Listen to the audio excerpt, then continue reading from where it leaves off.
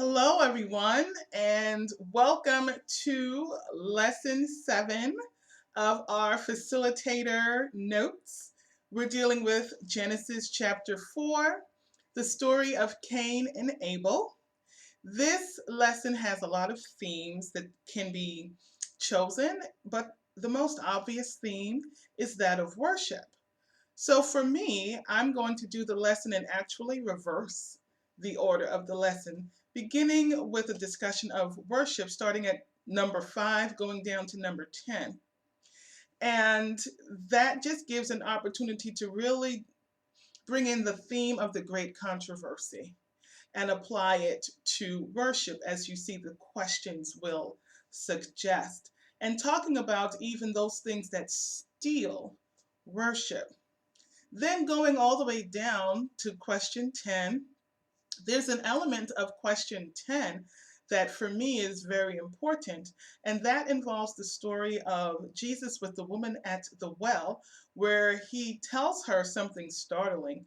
He tells her flat out, "Ye worship ye know not what."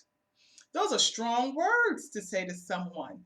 And considering that most people are of a different or are of different faith traditions, worship traditions, it's a staggering statement to make. And it's made by God Himself. So, what does that mean?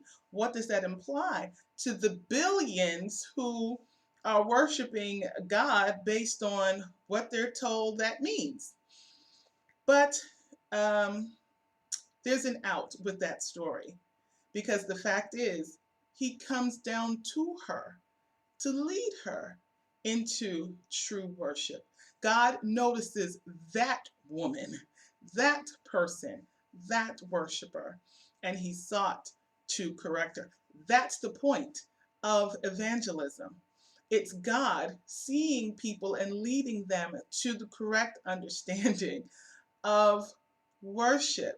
And that has implications for you and me because more often than not, he uses people as a means to that end. And some of us live lives where evangelism isn't even a thing in our head, it's not even a remote thought in our head.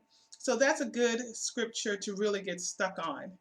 Then I'll flip over to the beginning of the lesson and deal with what's on that first page, and of course, spend quality time on Cain's slippery slope into sin.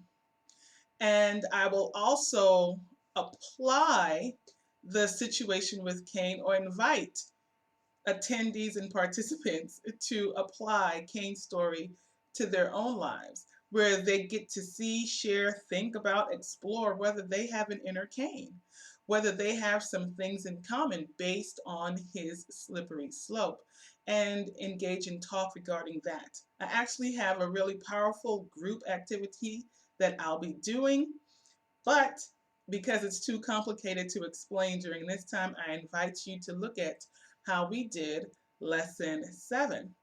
Until then, God bless. I look forward to hearing from you all how things went with your study and facilitation of lesson 7. Take care.